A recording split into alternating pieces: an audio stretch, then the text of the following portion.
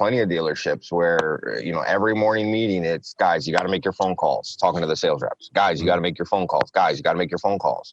But nothing's done when they don't do their phone calls. So, of course, the next day, they're not doing their phone calls. Yeah.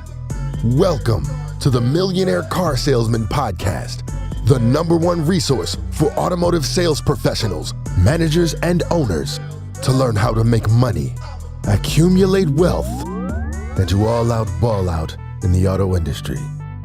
And now your hosts, Sean V. Bradley and L.A. Williams.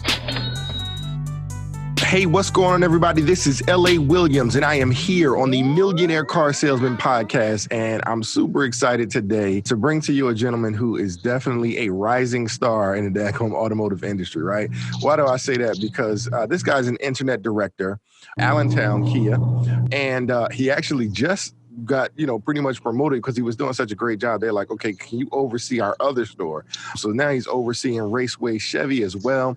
So he's really doing his thing. Listen, I'm telling y'all, they getting ready to take this thing to the tiz-up. So without further ado, I want to bring my main man to the microphone, Mr. Justin Nischan. What's going on, Justin? What's up, LA? How you doing, bud?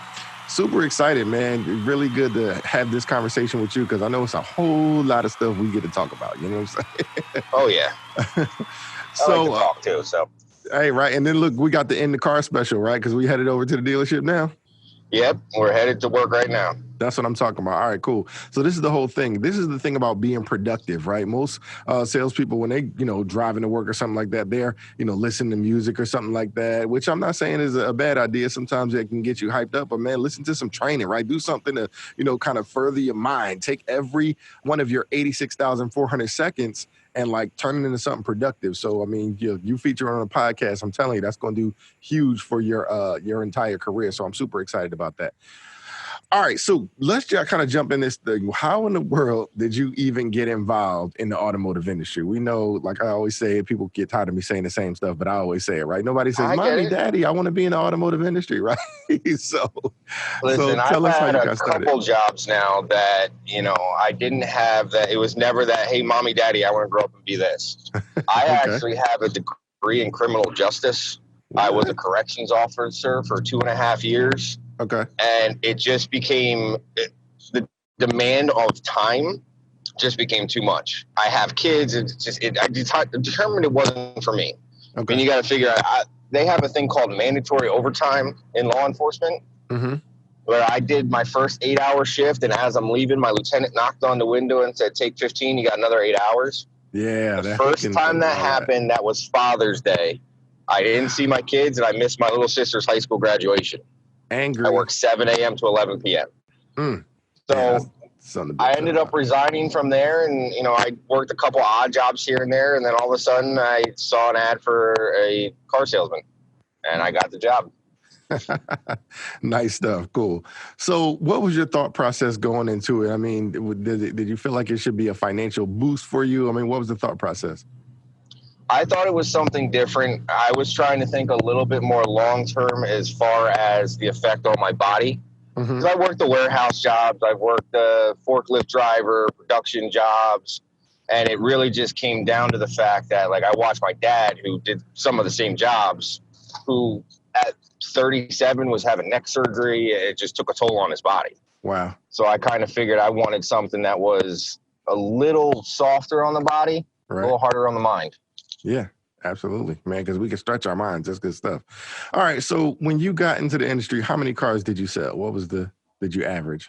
Well, in the beginning, because I bounced around. So when I first started in sales, it was usually somewhere between 14 and 17. I kind of stuck in that range. I never did too crazy as far as units. I had 1 month when I was actually a sales rep at Allentown Kia that I did 23, and that was probably my best month.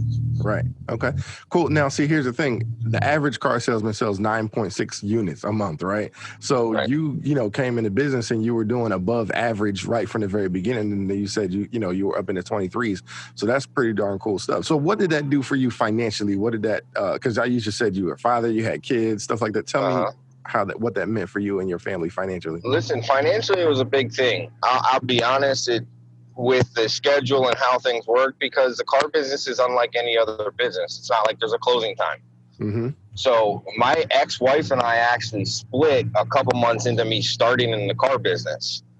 Now it's at a point where the only way I could really survive and make enough money to not only, do the child support thing and take care of my current daughter is the car business. So talk to us about that. I mean, break that. I mean, because now, obviously you're a manager and things like that.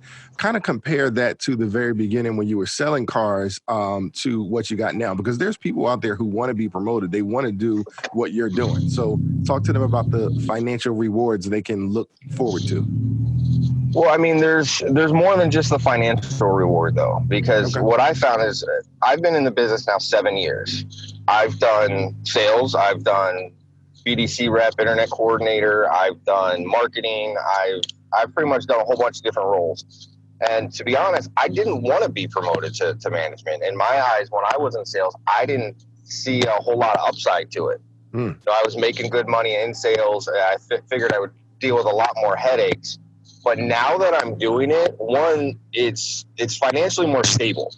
Obviously, depending on pay plan, a lot of sales, it's commission only. So if you have a bad week, it can throw you off completely. Yeah. But one of the big things now is I actually thrive off the leadership aspect of it. I thrive off of watching my team get better and helping them get better. And that's actually more what drives me than the financial side of it at this point. Nice. And that's definitely good. But because of the podcast that you're featuring on, right? The Millionaire Car Salesman podcast. Like I said, we don't have no qualms about talking about money. So just break that down to people about, if they, you're already above average car salesperson, but if you go into it and become an above average manager, what can that look like for them? Yeah. Well, in car sales, I average anywhere between 70 and 100,000 a year. Okay. It was good money. Now I've already made that, and I've been a manager since March, so about 7 months. Wow. You know what I mean? And I'm well on my way to surpass six figures easily this year. Beautiful, man. And it's not even, and we're just getting rolling.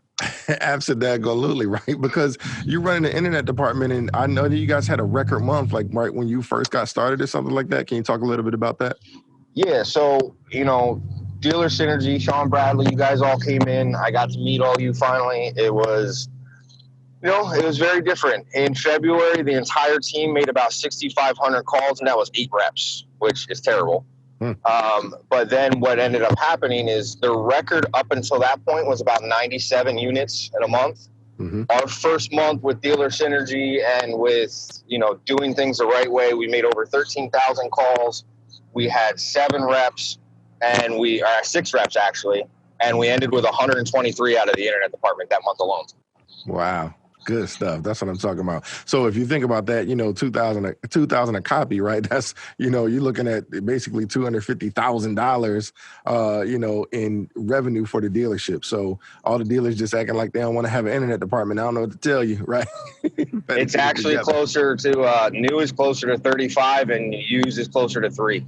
Wow. So that's even better. So, hey, listen, that's really good stuff. All right. So talk about this. What are the keys to making money in the automotive industry? I mean, how do you do that? Because again, I don't even care. I mean, 70 to 100,000 is look, that's a 6-figure income. And we already talked about the average salesperson is still not even making, they're scraping by on 50,000. Right.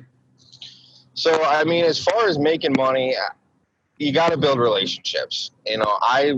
There's plenty of sales reps that I've worked with that sold a lot more cars than me. I usually made more money than them. I was the one who would build the relationship to the point where when I presented the pencil, even if it was some ludicrous number, they trusted me. I'll never forget the one, I never even had to overcome an objection. I brought out it was a Sorento SX. It's a $50,000 car. SXL. So they are coming off a $35,000 Jeep Cherokee Limited. And when I brought the pencil out at $700 some odd a month, their jaw dropped because they just figured it would be $500. Before I could even say anything, the husband said, well, this car is $20,000 more expensive than the other one. And I ended up, they went and lowered the trim level, and I was able to hold more than full pop. And I think it was like a $7,000 front end, but they trusted me so much so that 2 weeks later, they brought their son back to buy a car for me. Wow. That's what I'm talking about, man. Referrals, previous customers, stuff like that. Listen, there's other ways to make money. It's not just the ups, y'all. So that's definitely good to hear. Phenomenal stuff. All right. So what about now as a manager? How do you make money as like talk about that whole process? Because I heard what you said, that you want your team to grow. You want your team to make money. So how do you make money helping your team make money? What do you do?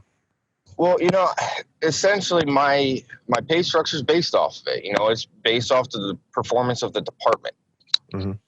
So if I can get them getting better, and if they make money, I make money. It really just comes down to that. We end up selling more units. We end up holding more gross. More gross means more money in my pocket. Yeah. So that's what I'm saying. What's the secret? What do you do specifically for your team? Because, listen, there's other internet directors who are listening to this and they're like, I can't get my team to do squat. You know what I'm saying? So what do you do specifically to work with your team? You train and you hold them accountable. When I first came in, I was a lot more strict than I am now, but my team's established. And I think that's where a lot of people fall off, is they want to come in and they want to be the good manager to be there for their team, which is great. But you also have to establish, this is what I expect of you.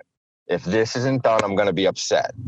I had rules. If you were a minute late, you didn't get leads. You didn't get phone ups. All you did was follow up that day. I don't do that anymore, but I also don't have any. It's very rare for one of my people to be late. If one of my people are late, it's because something happened. Right. So that's out of the ordinary. So, yep. Exactly. So now I'm more lenient. I'm like, all right, that's fine, because I know it's not a habit. Right. Absolutely, man. That's a big deal, because they even just talked about it with the Eagles. You know what I'm saying? Like, we know a couple of weeks ago, the Eagles got, beat down by the Cowboys, and they were saying that, folks was, oh man, I'm talking about that. I'm a Packers fan, so I enjoyed coming to work and seeing the Cowboys fan and Eagles fans fight at work.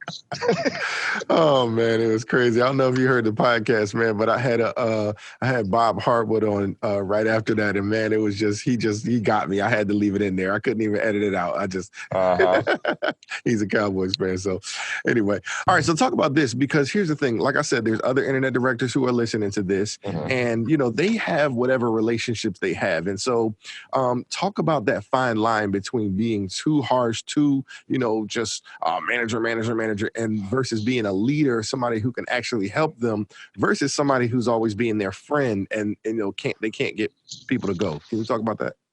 Yeah. So essentially, there's a pastor at the church that I go to. He's like the senior pastor. He has a leadership podcast. I listen to that thing. I've learned a lot from it as far as the leadership thing. Can you tell us the name of that? Because I'll put a link to it. It's Craig Groeschel is his name. It's the leadership podcast. It's on iTunes. It's on Spotify. And I'll send you the info too, so you make sure you get it all right. Okay. But, he goes through, there's different types of leaders, and I've never even thought of it this in depth. But, the goal of a leader is to make other leaders. And that's really what it comes down to. So, some of the things he goes through is, the different types of leaders are the compliant leaders, where, if you lead through fear, they're compliance. They're not doing anything extra. They're not going above and beyond because they're afraid they're going to get in trouble. But you can't be too hard on them. And then when you're too nice, they're just showing up to work just to do the bare minimum because they know you're not going to make them do it. So you really have to find that balance. And, one of the things I do is I'm there for my team any time of day, any time of night. I've had conversations with members of my team at 10, 11 o'clock at night when they start texting me and they have an issue or there's something going on personally. Like, I know each one of my team members intimately. And I also know that I can't handle them all the same. I think that's a big part where, management seems to fail because they develop their management style. And then there's a lot of times that you have people that just don't mess with that. Like, I have some girls that in my office that I can't yell at because if I yell at, they shut down. I have some that I have to yell at because if I do anything else, they don't respond. Right. Beautiful stuff, man. That's really good stuff. So I'm excited for the listeners to hear that podcast. If they're, if they feel like that's something that's going to benefit them, man, let's get that going. So I heard you just mention management and some of the mistakes that they make. What are some of the mistakes, the most common mistakes that people make in the automotive industry? You've been around 7 years, so I know you've seen some stuff, right? Talk to us about what people are doing. I'd say the biggest thing is simply accountability. And I mean, I've been to plenty of dealerships where, every morning meeting, it's guys, you got to make your phone calls, talking to the sales reps. Guys, you got to make your phone calls. Guys, you got to make your phone calls. But nothing's done when they don't do their phone calls. So, of course, the next day, they're not doing their phone calls. Yeah. Absolutely. You know what I mean? There's got to be, you and I have talked about it a couple of times. There's the carrot and the stick. Mm-hmm. Sometimes you have to use both. Right. Here's a spiff if you have so many B-backs and you're actually on the phone. If that don't work, all right, listen, if you don't make your phone calls, you're not taking it up until you get your phone calls done. So there's different ways to do it, but, accountability, and I'd probably say second to that is communication. A lot of times you have the communication breakdown from the top down. As it trickles down, it, whisper down the alley. It changes a little bit. And then when that happens, depending on what it is you might end up with situations where you have really low morale because sales reps were told one thing and then all of a sudden big management comes in and says, no, that's not how it is. Big deal right there. I like that. So you're really laying it out for us. So when you said the carrot and the stick, is that what you meant? Like a spiff is a carrot and then the stick is like something to beat reward you? Or punishment. Okay. Carrot's reward, stick is punishment. Nice. Awesome stuff. All right. So now talk about the opposite now. Talk about some of the habits of the most successful people at the dealership. What have you seen them do from a consistent basis? They have their own drive. That's the biggest thing. I've seen tons of sales reps. I mean, right now, I think we have 14 sales reps. And then I just hired my 7th coordinator today. So I'm going to have 7 in my office. And, just speaking on my office alone, I have the ones that want to just come in and get paid because this isn't their dream job. And they do an okay job. And then I have the ones that are not only doing their job, they're asking about my job to make their job a little easier. Like the little things, like a lease quote, because we give ballparks. We don't, it's impossible to get exact with the lease unless they're on an exact car and their credit and all that. 100%. So, yeah. So, I mean, when we give ballparks, typically I'm the one who does it because I treat the internet like a showroom. I get on, I TO phone calls. I want as many people in the door as I can, but I have, 1 or 2 that will ask me, all right, how do I do that? Yeah. So then I don't have to. Beautiful. And that's exactly what you want. Like you talked about leaders developing leaders. That's what I'm talking about.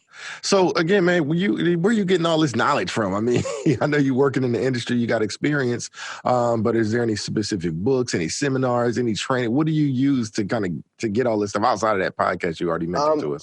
It's all over the place, to be honest. I try to get as much knowledge as possible. Like you said, you were mentioning earlier about your car drive. Every now and then I'll just listen to music on the car. A lot of times I'm listening to the Millionaire Car Salesman podcast, or I'm listening to the Craig Groeschel Leadership podcast, or, I'm listening to audiobooks. The Secret is a big one. One of the ones I'm looking into now is the Dr. Covey, the 7 Habits of Highly Effective People. Those are big ones.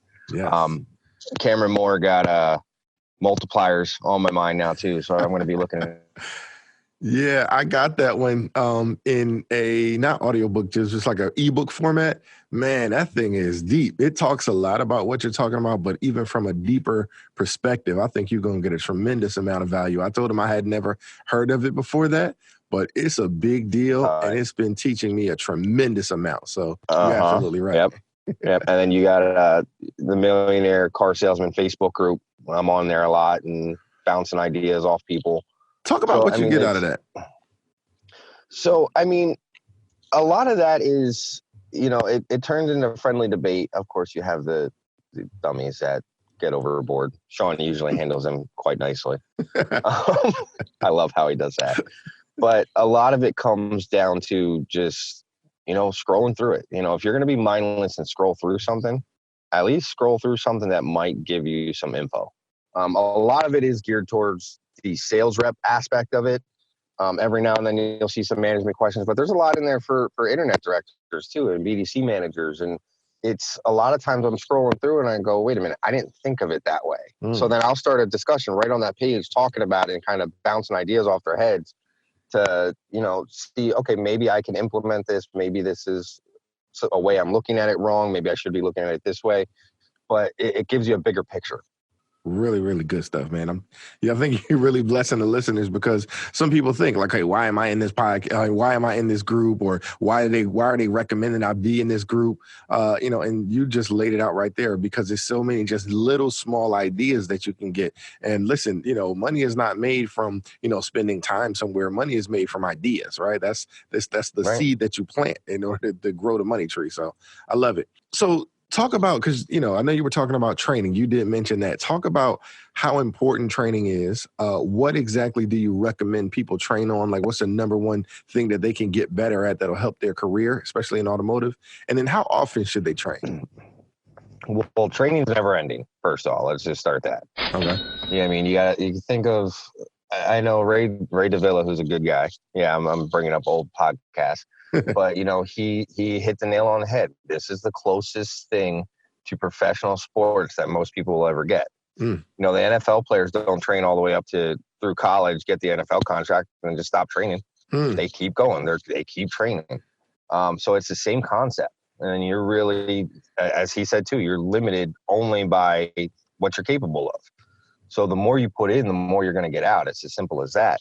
Now, as far as how often they should train, it doesn't have to be. I think a lot of people get upset because when they think of training, the stereotypical thing in the car business or the norm is, hey, here's your 50 tests, watch these videos, take these tests, and then you're done. So they have a negative connotation on the training itself. Whereas, I have that to start because there's a lot of info I got to get into a new hire. But what happens after that is, do 2-3 videos, do a half-hour a day. If you do a half-hour day of training, you are doing more than most car professionals in the country. And if you just do that half-hour day of training, not only are you doing more, you're going to get more than them. Yeah. And it really just comes down to that. And it doesn't always have to be product. Like, switch it up too. It does get redundant. I get it. But that's why you switch it up. Listen to a book like The Secret. Listen to a leadership podcast. Listen to Millionaire Car Salesman. Do product training. Do a half hour each day of something different. So all of this stuff that you're sharing with us, how does that affect you as a father? I mean, you being in the automotive industry, I know you talked about how the hours can be tough, and you got 5 kids. Am I right? I have 5 kids. I have a 14-year-old son, a 12-year-old son, a 9-year-old daughter, a 7-year-old daughter, and a 3-year-old daughter. Wow, right? So you on your game, right? It's a whole lot of minds to teach, right? A whole lot of minds to mold. So talk about how you use some of this stuff that you've learned, throughout your career to maybe help them grow. I mean, the biggest thing I think is back to the accountability and communication. Okay. I go back to that because I do the same thing with my kids. Like, I'm not the type to just punish my kids. Like, I will, if they do something dumb or, they're just being kids for the most part, I'm going to sit there. They're going to get punished. But then I'm also going to sit down and say, listen, this is why I did what I did, because I want them to understand not only what they did, but why I reacted the way I did or responded the way I did or how I did it. And it's, to be honest, I joke around all the time because there's literally girls that are my internet coordinators that call me dad because I do the same thing with them. Whereas I might get on their case, but then I'll explain why I got on their case. Gotcha. And I'll give them statistics behind it or, here's the numbers you could be at. Like, I'll give them information to say, listen, I'm not doing this to be, part of my French, an a-hole, but I'm doing this to make you see it so you can get better. Right. And I guess I'm just asking from a personal standpoint because I got a 10-year-old, right? So what do you see? Is there anything that you see from your 12 and 14-year-old yet from the wisdom that you're imparting upon them that they're different maybe than how you were as a kid or something you see in other kids? Well, my 12-year-old probably more than my 14-year-old. My 14-year-old has calmed down and he's at least pushing now instead of just lackadaisical through school. Right. My 12-year-old is making, in the summer, he makes $100 a week mowing lawns. Wow. Like, he wants that, like, he's knocking on doors, he's mowing lawns, he's doing lemonade stands. Like, he is straight up about the money. So he's probably going to end up being in the car business too. We'll see. Absolutely. Dominating too, right? Because that's teaching persistency, man. That's lovely. That's what I'm talking about. All right. So talk to the people, man. What do you love about the automotive industry? What is it that keeps you here? You've been here 7 years. You're getting extra departments to oversee. I mean, what is it that keeps you attracted to it? For me, it's the challenge. I am a very, very competitive person. Mm-hmm. And I get more of it on the phone. Like, that's why I love selling cars, because to me, it was a chess match. It was a mental chess match where in my head, I'm going to beat you. Now, I do the same thing on the phone. Anytime I get on the phone, it's like, all right, if I get off this phone and you don't set an appointment, you win. So I'm going to win. Right. And I just go at it. That's what I'm talking about. It's right? that challenge and the competitive nature that really has me hooked on it. Love it. Love it. And the crazy thing is, what people sometimes don't even realize is you winning is a win for them, right? Because ultimately that's really what they want, right? They're just giving these objections just because they think it's the right thing to do, or just because, mom or grandma told them, make sure you ask them for the price, make sure you don't get taken advantage of. It's because of the old school watch a stuff. YouTube video. Yep. Absolutely. Yeah, I hate that. 100%. All right. So just talk about this, because I heard you mention YouTube videos, right? So, if you were to YouTube how to buy a car, right? I know it's like these crazy videos that come up and tell them, all these mean stuff about automotive salespeople.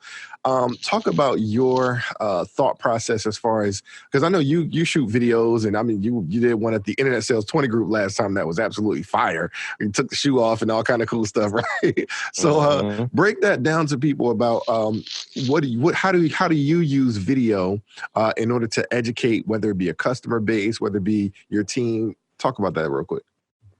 Well, I mean, video is big as far as training. That's obvious.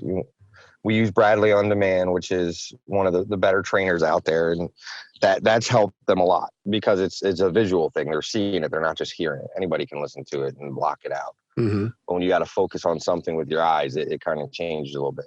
Yeah. As far as educating, we kind of tend to do funny videos. As far as we humanize it, it's really what it comes down to. Marketing. A lot of the times, especially like the internet coordinators and stuff, they seem like robots. Customers view them as robots, these people that they're never actually going to see. They don't know if they exist. I can't tell you how many times where they ask if we're a real person, like if they're texting us or something. Like, is this a real person? Because technology has come so far, they're not sure. Mm-hmm. You know what I mean? But one of the things that is required of my team, bare minimum requirement, is anytime they send an appointment, they send a video to that customer. And it's like a thank you video. It's not a confirmation video. It's literally right after they get off the phone. They have a little whiteboard that they write like, hi, LA. And they'll hold it up in the video and go, hey, LA, this is Justin from Allentown Kia. I just want to thank you for taking my call. Again, I have you down for Saturday at 12:15. Here's the address. But then it's the same person they talk to. They now see that person's face. They realize they're a real person. And a lot of times we don't edit it either. Like, it's not anything crazy. Like, the girls are literally sitting at their desk.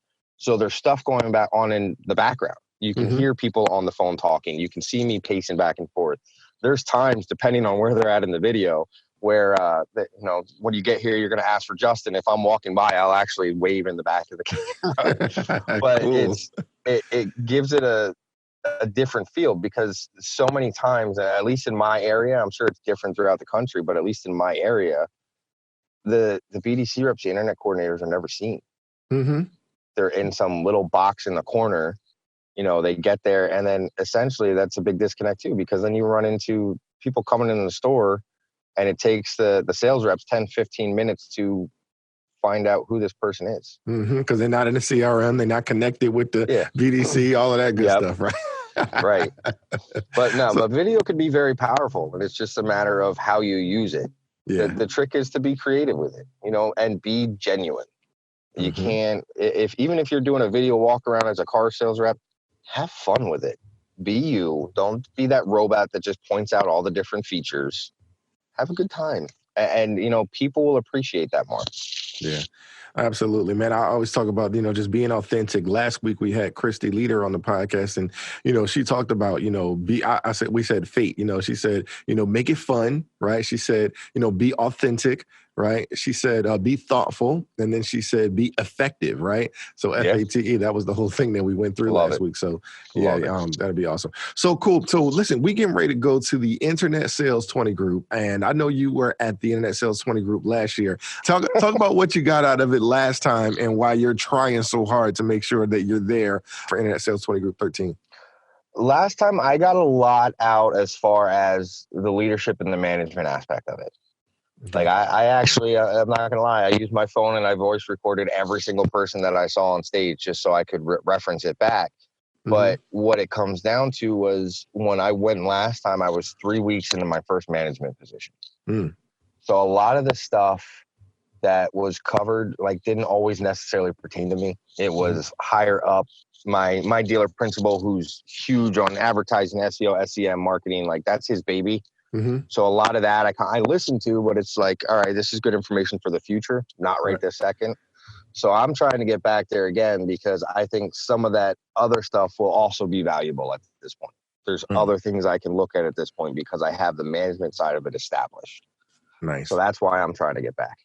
Tight. Well, the cool thing is, you know, if you get back there, we kind of took a page out of your book because you don't have the video, everybody.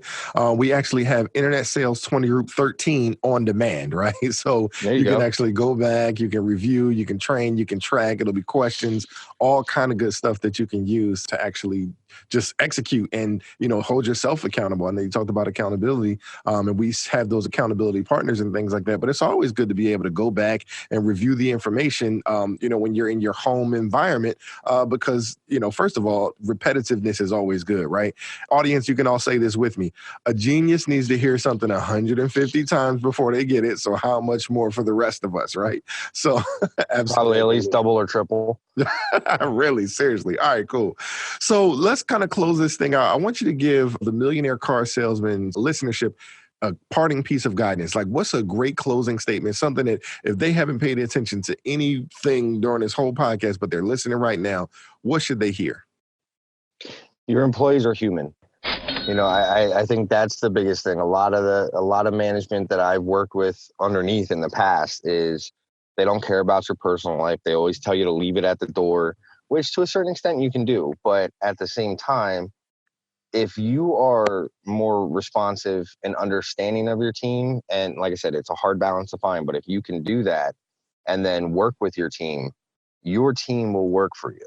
Yeah. You know, I believe it was Tony Ann last time when we were at Internet Sales 20 Group last year, where she kind of went into the fact that you don't necessarily want people to just follow you.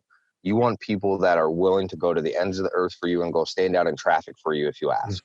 The only way you're going to get that is if you show them that respect and you understand. And, you know, you could still be hard on them and push them. But, you know, I had a girl last week, her daughter was sick for like 3 days and she's one of my top reps. So when she asked if she could work from home, I'm like, yeah, go ahead.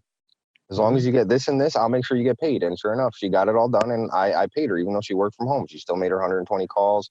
She still set 3 or 4 appointments. Like, she still did her job, even though she wasn't in my office. Right. But it's little things like that that will add up. And, you know, if I ever ask her for anything, she will be the first to do it. Wow. Without question. I remember you told a story about how you asked the team to do something and, you know, you had some people that just had that ride or die for you. So that's beautiful stuff. And you're exactly right, because Billy Jean talks about it. I have a marketing pal, Billy Jean, man, he's amazing. And so we were talking about, you know, ads and how to, you know, set up hiring ads. He said, man, listen, folks are employed. These people that you're talking to, they're people, right? When we use employees, right, it can become a thing, right? But when we understand that they're human beings, that we're attracted and people want more than just money, they want to be fit into a vision. Everybody wants to be a part of something bigger than themselves. So I thought that was absolutely phenomenal. Yeah, they're a person, not a number. Yep. Absolutely. So listen, man, this is our closing thing, man. You got to really spend time, not only with us, but you need to spend time with the best of the Internet Sales 20 Group. We just announced the VIP party. That Jones is going to be absolutely phenomenal. Yeah, it's going to be a hypnotist, isn't it? That's going to be, at the kind of makes me a little nervous. Like, what the hell am I going to end up doing? But all right, I'm down. It was a lot of fun. I've been a part of a couple of the shows, and so it's definitely a lot of fun. But the VIP party is going to be sponsored by Allstate, so they're going to be in the building. I mean, it's going to be a lot of great stuff. So I hope you're there. And if not, man, listen, I always say you are the average of the 5 people who you spend the most time with. And you've just been spending time with my main man, Justin Nischan, and L.A. Williams. So it's your turn, man. Go out there and be a millionaire car salesman. Everybody, thanks so much for listening. Thanks for joining us, Justin. No problem, bud. My man. Ladies and gentlemen, if you like it, you love it, you want more of it, then don't wait for the next money show. Just go to BradleyOnDemand.com and take your career to the next level.